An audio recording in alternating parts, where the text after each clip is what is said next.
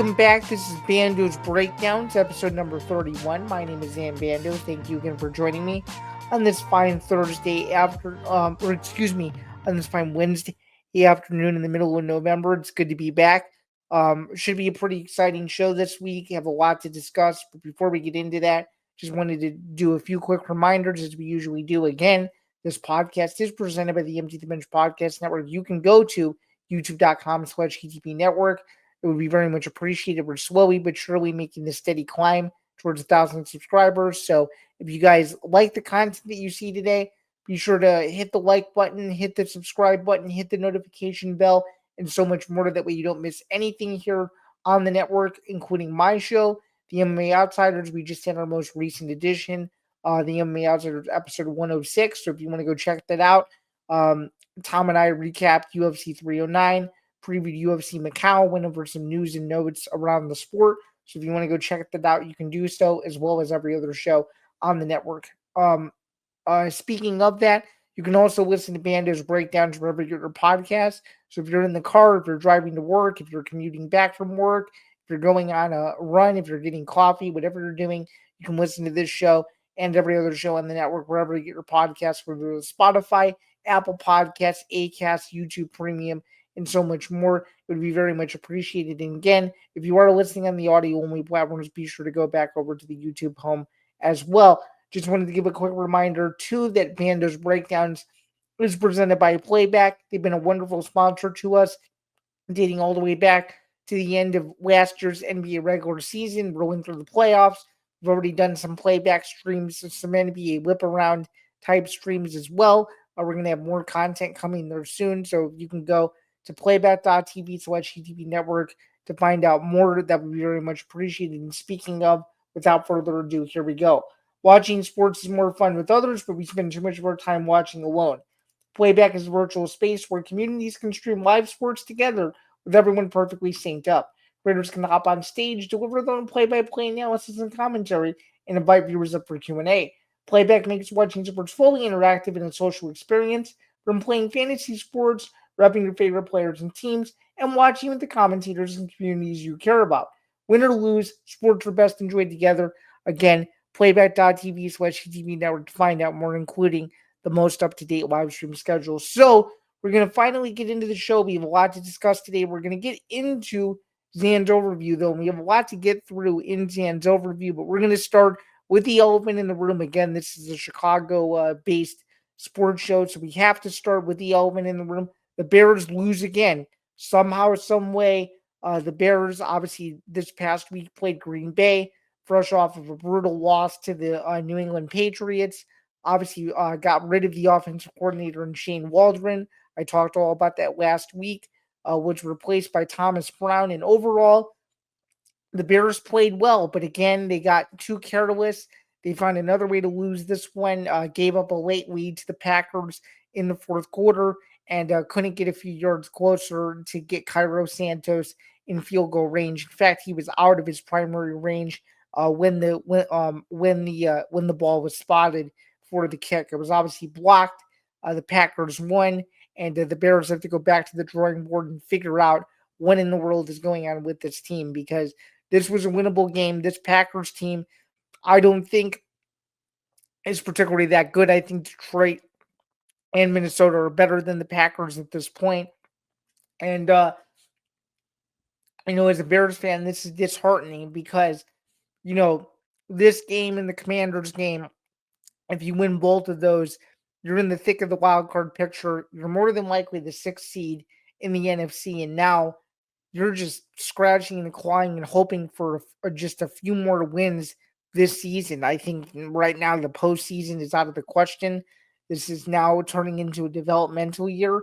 And this to me is just really disappointing. I mean, the Bears are, the model NFL franchise. They're the oldest franchise in the history of the NFL.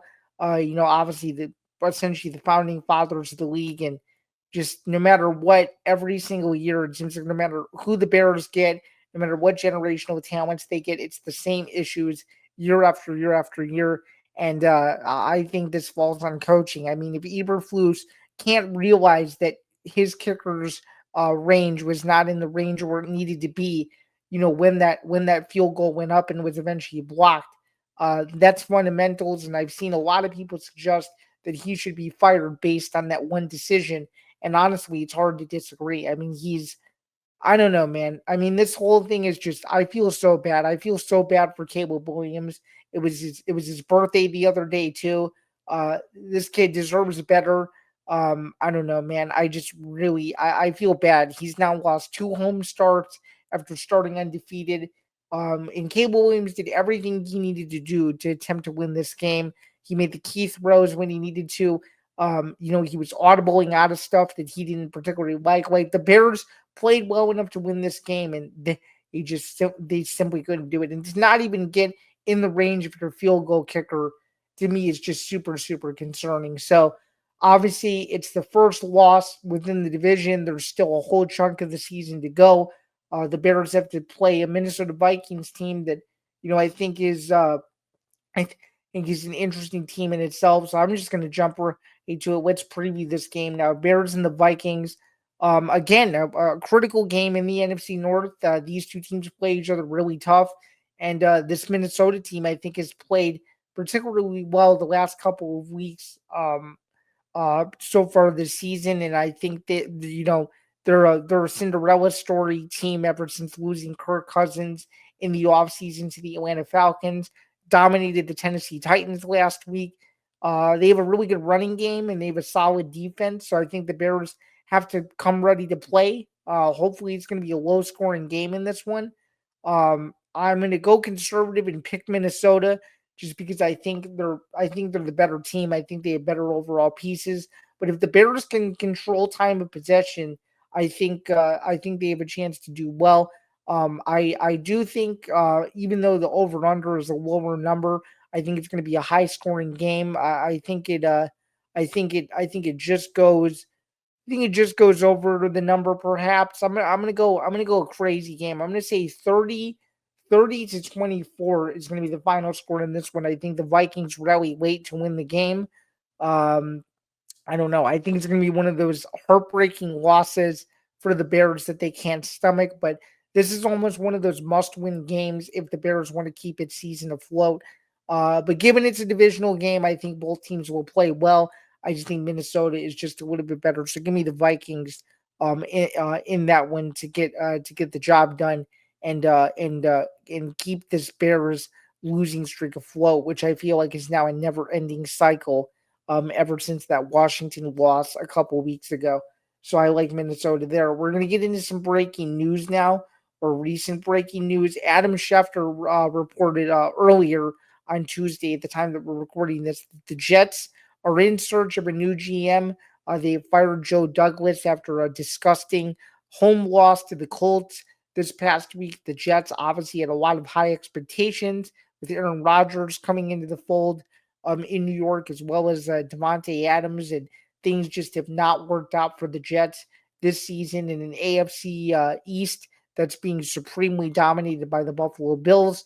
And I guess that leads me to say, bringing in someone who's followed the Jets for quite some time, I it's inviting Nick Morgeson, who has an instant reaction to this news, and someone who I think is one of the most interesting Jet fans on the planet. There's some weeks where you're really proud of your team, and there are other weeks where you actually celebrate them losing. It's a very interesting fandom that you have. So I guess to start out, what was your initial reaction to this news? Because as someone who is a Bears fan, I thought for a while that it couldn't get any worse to be a Bears fan, but being a Jets fan right now just seems absolutely miserable. So what do you think? Well, I'll say number one, I feel bad for Bears fans because now I understand how this scenario is. You guys have had coaching changes, GM changes, your ownership is a struggle, just like ours. Our ownership is a struggle. Woody Johnson is probably one of the worst owners in the NFL right now, up there with Jerry Jones. But what I would say here is this is not a surprise. And we got rid of Robert Saleh a month ago. How has that worked out so far? Not great. Not great. They are 1-5 since they've brought in Jeff Ulbrich as the interim head coach. So, and I get annoyed because, like, on Football Forecast, where we all participate in, and like Nick D was saying and everybody else was saying, oh, when you bring in a new head coach, you're supposed to get that heavy momentum carry.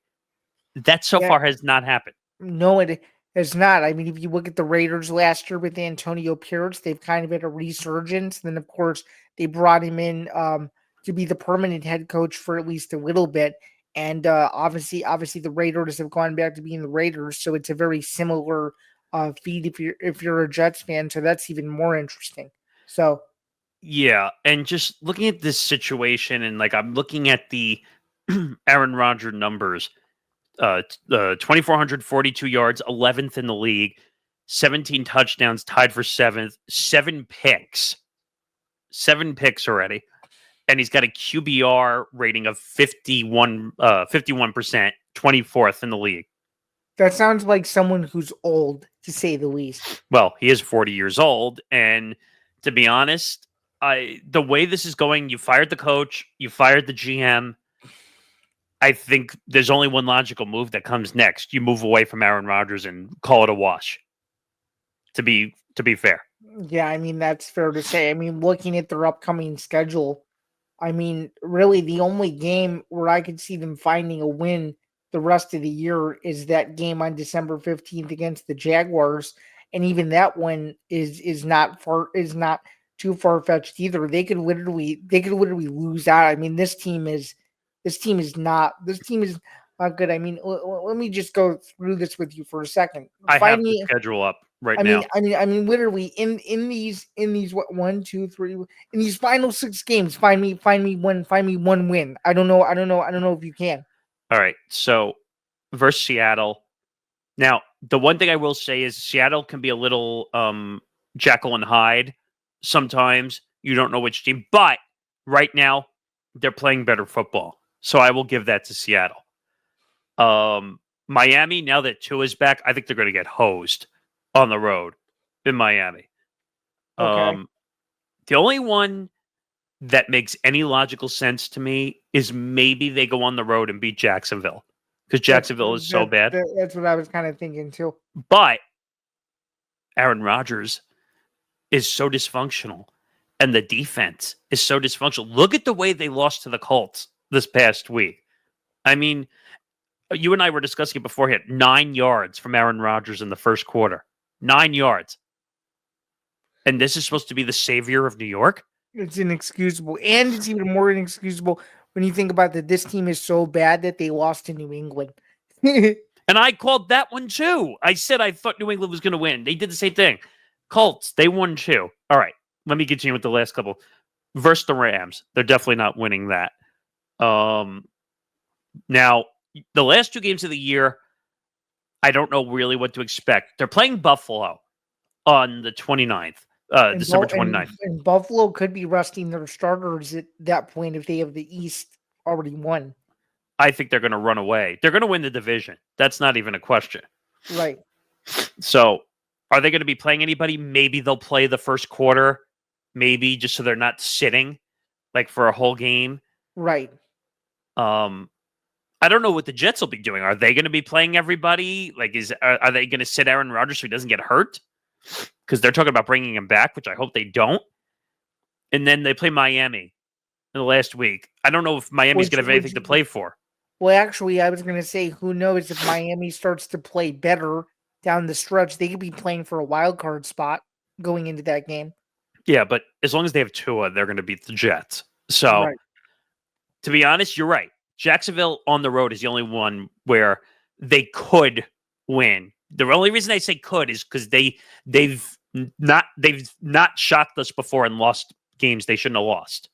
Right, exactly. Yep. So they could go 1, 2, 3. They could go 0-6 down the stretch, possibly. Which would just be like one of the craziest New York meltdowns. It would be like the stuff of epic proportions. And I know I'm not even a Jets fan, but I think anybody outside of New York is arguably rooting for that. Just because I think there are more people who don't like Aaron Rodgers than people who do. So Well, I think you and I now have something in common that we both hate Aaron Rodgers, but for completely different reasons. But right. I hated Aaron Rodgers because he used to beat the Bears every year. So yeah. I'll never forget that one moment. What was it? Was it at in Chicago where he did the gesture towards the fans? Yeah, and he said, "I own you." Yeah, yeah, yeah. I'll never forget that moment forever. Yeah, and Be- ever since he's done that, the Packers have won 11 games in a row against the Bears. So, according to Adam Schefter, is the one who broke the news on the Jets firing Joe Douglas. Quote: "It's a complete overhaul in New York." Okay, if it's a complete overhaul in New York, I don't want to see Aaron Rodgers back in a Jet uniform next year.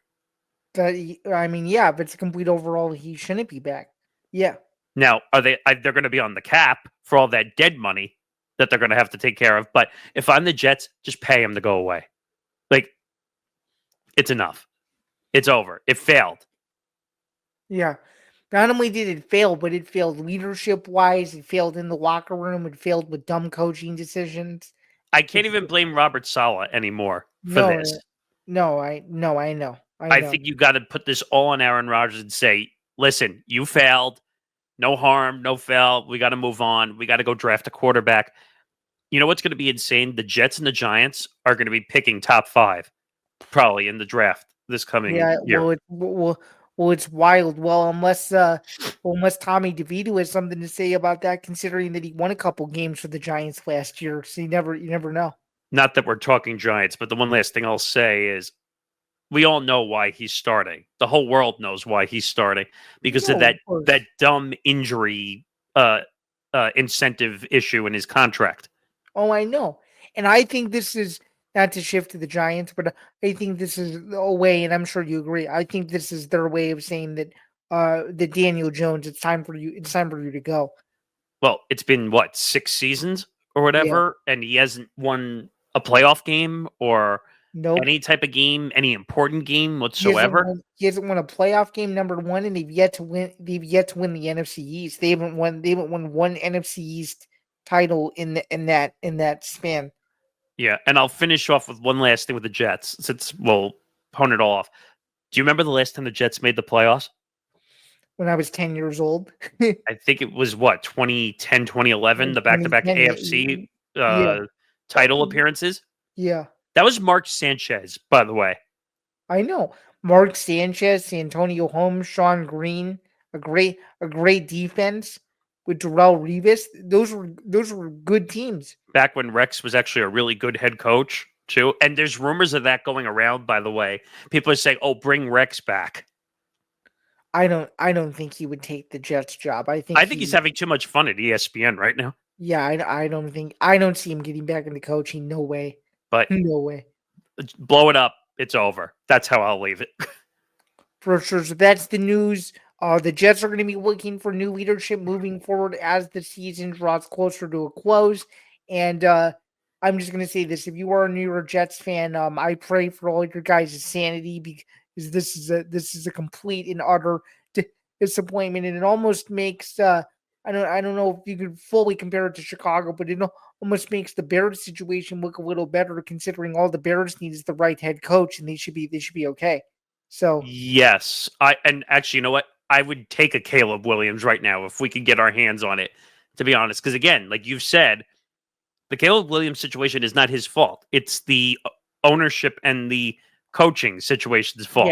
yeah, he needs a staff that will actually play to his strengths and not a defensive coach that has no idea what he's doing, which is exactly what Eberflus is. So it's fair to say. I think you hit it right on the head there. Yep, for sure. All right, well, that was definitely a fun segment, and now it's time to continue on with the rest of the show because we still have more to get to. We have actually a lot more to get to as we move away from the NFL. We're going to move over now to UFC 309, which also took place in New York this past weekend. John Jones, Stipe Miocic heavyweight championship was on the line there. Did a little bit of a further breakdown on the most recent edition of the MMA Outsiders, but I just want to say a couple of quick things. I have been lucky enough to watch John Jones his entire career. I think he's the greatest MMA fighter that I've ever seen. No questions asked. Number one. Number two, anybody who's saying Stipe Miocic is washed is a total idiot. You had a guy who's won the heavyweight championship on numerous occasions as well as won the title back. He sat out 3 years when he could have just said, okay, I'm going to take whatever fights I can to still make money. No, he valued his worth and he realized that the best decision for him was to sit out and wait to see if he could win the heavyweight title back. That's exactly what he did. Happy retirement to Stipe Miocic. He deserves all the love in the world, all the support in the world. At a very extensive Instagram post where he broke down everything about his entire career, the good, the bad, the ugly, the etc. Much respect to him. What should John Jones do next? There's all this talk. Does he fight Tom Aspinall? Does he fight Alex Pereira? I think the answer is simple. You fight Tom Aspinall. You give Tom Aspinall the respect. He's the interim heavyweight champion of the world. Um, I understand you want to be compensated fairly. I think everybody wants to be compensated fairly, but you are the heavyweight champion. I think John Jones is underestimating Tom Aspinall when he says, he's just some rising contender from the UK. He's not just a rising contender from the UK. He's arguably the best contender the UFC heavyweight division has had in maybe a decade plus. He's the one guy who tons of people in the MMA sphere believe is the guy to beat John Jones. I don't think he is per se. I think if they were to fight, John Jones would win, but there's no way that fight between Jones and Aspinall wouldn't do box office numbers. There's no way that both guys' incentives would be some of the biggest in UFC history. And when Dana White is saying it's the biggest fight the UFC's ever done, you better believe that fight deserves to be the next fight. And I really hope the UFC can get it done. And I think it's going to come down to, if Hunter Campbell, who's the UFC chief business officer, if he and John Jones can sit down and really time this out properly in the most efficient and timely way possible, I think they'll be able to get this fight done because this fight is huge. You could do the fight in March for the UFC's first pay-per-view in Vegas next year. You could do it in June for International Fight Week. You could do it in September. You could do it whenever you want, as long as it's one of these big major makeshift, either Vegas, Saudi Arabia, or England. But I think Vegas makes the most sense given that Jones is still the champion. So I hope that this fight happens.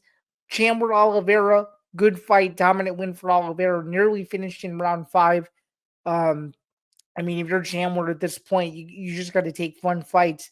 I think Max Holloway is the next logical one. And if Connor comes back, you worry about him then, but he's got to stay active. He can't be taking 2 to 3 years off anymore. His MMA shelf life is very short. He needs to stay as active as possible. Charles Oliveira is right back in the mix for a title shot. Lightweight just got a whole lot more interesting. You have the potential for the Islam Arman Tarzukian fight coming up in January. The UFC just announced that they're going to the Intuit Dome in LA for that pay-per-view. That main event has not been announced, but assuming it is announced soon, that's a huge fight to kick off the year. So the lightweight division just got a whole lot more interesting. And overall, this New York card was okay. There were a lot of decisions on this card. Some fights that I thought were going to be better than others weren't, but at least we know that John Jones, at least for the moment right now, is in my opinion the greatest fighter of all time. Is he the pound for pound best fighter in the world right now? You can make the argument that he is, but I still think he's number 2 at the moment. I think Islam Makhachev, based on activity, is correct.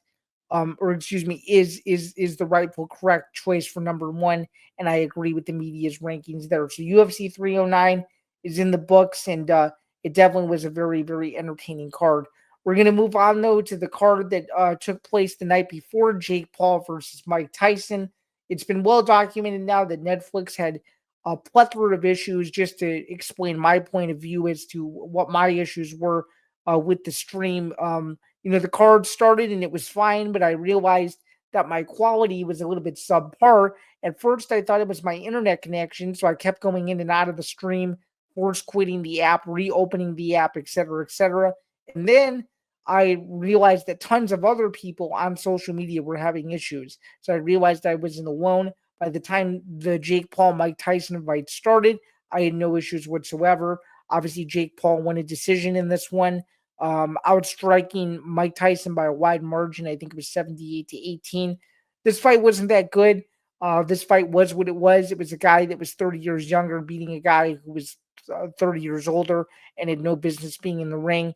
Mike Tyson, admitted that he was injured. I think that makes the situation even worse, considering the health scares that he has gone through um, over the past couple of months, et cetera, et cetera. So that was interesting. But Jake Paul gets the win.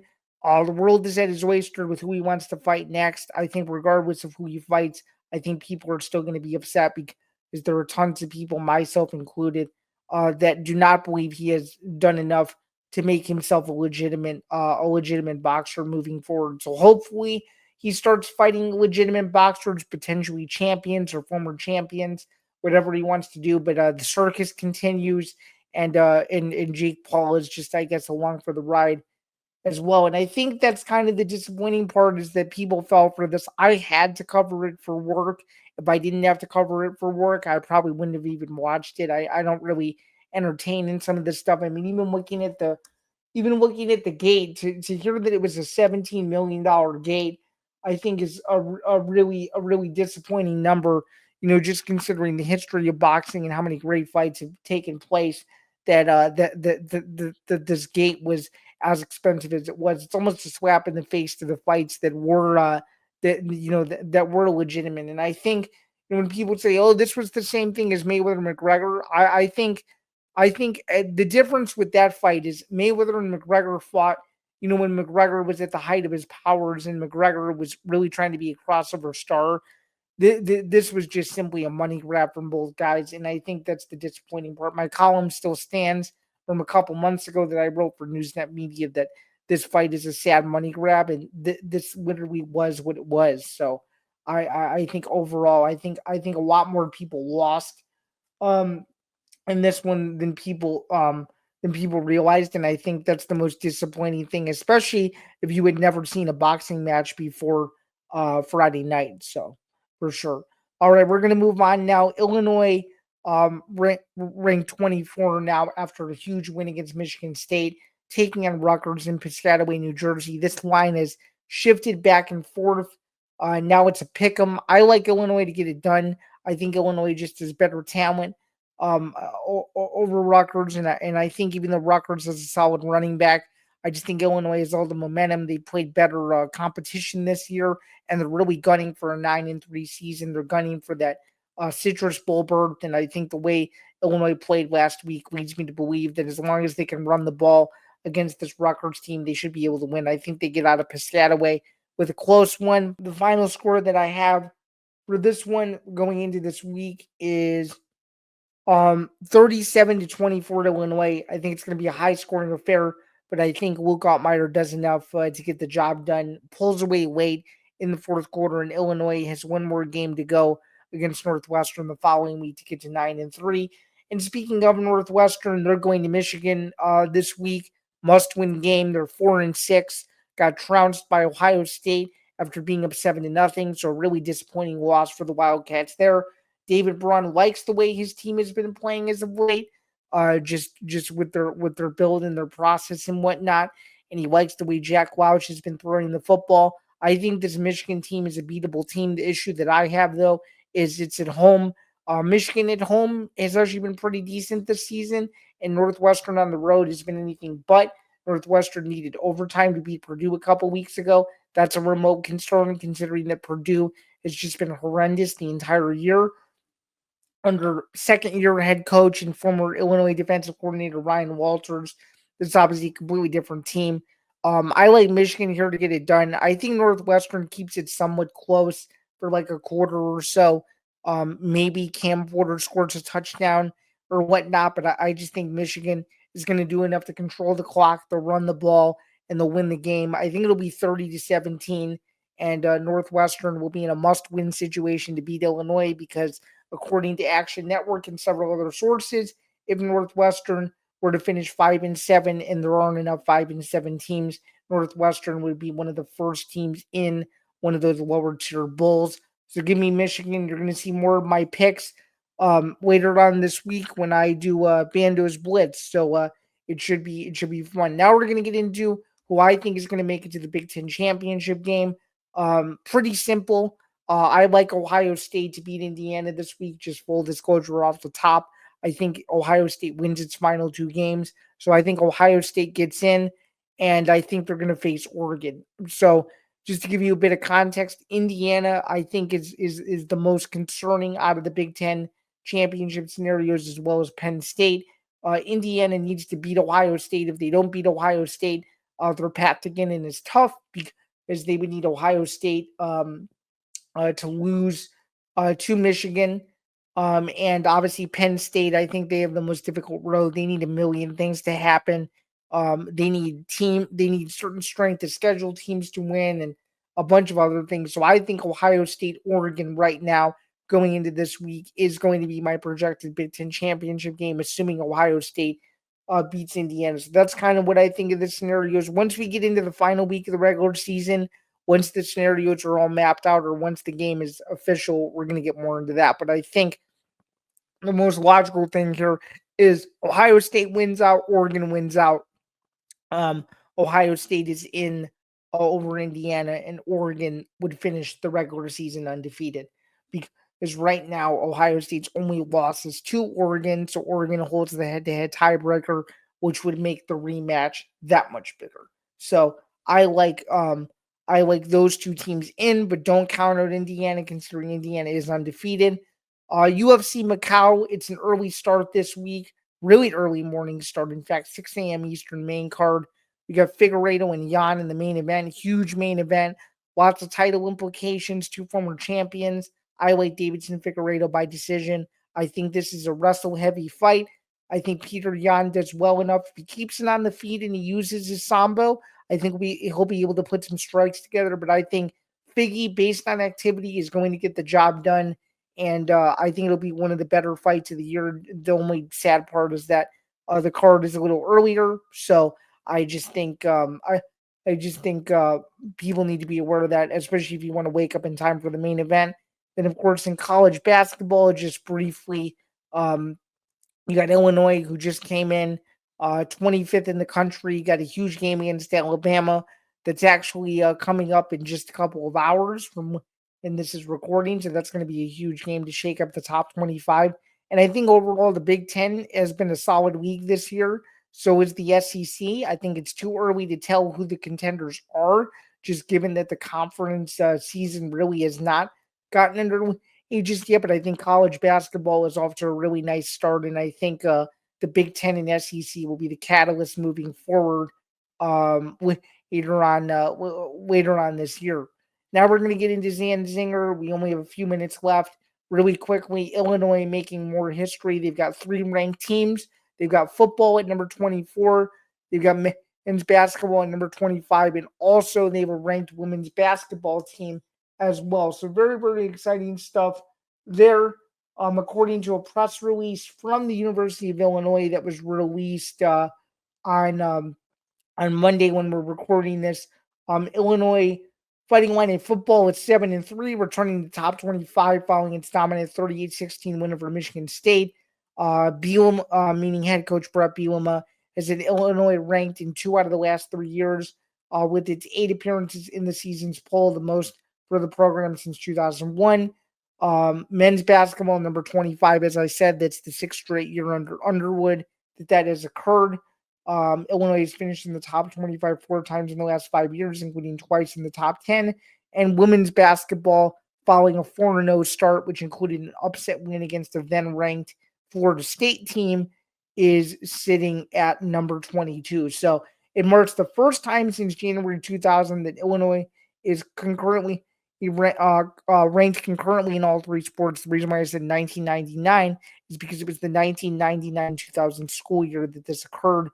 Illinois football appeared at number 24 in the final AP poll. That was released January 5th, 2000. And the poll that was issued on January 10, 2000 included Illinois men's basketball at number 22 and Illinois women's basketball at number 12. Credit to Josh Whitman for all of his success in turning around all 3 programs. It's wonderful to see. I was at Illinois' home finale, one of the best atmospheres of the entire year. I think people are very excited that football is good. I think people are very excited that women's basketball has finally turned the corner as well. Just wanted to get into some more SEC news. Brian Kelly has totally fallen off. I can't stand him. He screamed at one of his players that made a viral video. This team has been a total disaster. I've not liked him ever since he was hired at LSU. I thought he was a terrible hire to begin with. And I think it's showing. He's yet to win the big games. Outside of one against Alabama a couple years ago, I just think he's a total train wreck. I think he's making himself look bad with every single press conference. And quite frankly, if I was an LSU fan, a donor, or an alumni, I would be very disappointed. I think this guy smells bad news, and I think the day he gets fired, even though I wish no one loses their job, I think the day he gets fired is going to be a happy day for a lot of people, just considering the way he seems to treat people on and off the field. So, not a good look for Brian Kelly, and as someone who doesn't like him, I'm not surprised. Moving over now to some other news, Northwestern is getting their facility upgraded. They're going to have a brand new football stadium on the way ahead of the 2026 season. $850 million project, 35,000 seats, the most ADA friendly stadium in the country. All really, really good things coming out of Northwestern. I think they've really tried to dive in to see how they can make the stadium experience the best it possibly can. They needed a new stadium for quite some time, despite the on field product being just okay in the last few years. But I do think them getting a new stadium is huge. And, obviously, as someone who lives with a disability, it makes me very happy that it is one of the most accessible stadiums ever built. And it's wonderful to see Northwestern being as innovative as they possibly can to try to, dive into the future of college football and make it, as much a football stadium as it is an entertainment venue to try to host concerts and other events throughout the year. So very, very excited from Northwestern's perspective there. Moving into the end of the show, Zan's look ahead. Let's take a look. Week 12. The vibes here. We're getting into that time of the NFL season finally, where playoff scenarios begin to take effect. Things start to mean something. Every game starts to become more important. Let's look at the slate. Pittsburgh versus Cleveland, Minnesota versus the Bears, New England versus Miami, Tampa Bay versus the Tommy DeVito-led New York Giants, Denver at Vegas, San Francisco at Green Bay, the Ravens and the Chargers, Tennessee and Houston, Dallas and the Commanders, KC and Carolina, Detroit and the Colts, Arizona and Seattle, and the Eagles and the Rams.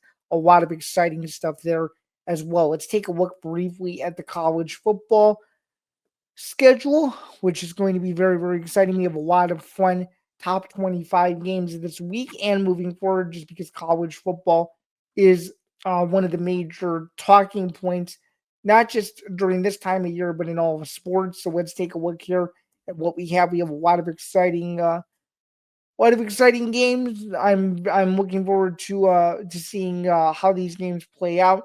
Um, let me see. So we've got a bunch of top 25 games. Indiana versus Ohio State, Wake Forest versus number 9 Miami, Ole Miss against Florida, SMU versus UVA.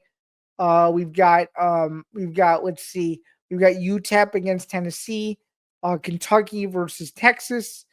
This is going to be a fun slate for sure. Let's keep it moving. UMass versus Georgia, UTEP, Tennessee, as I just alluded to.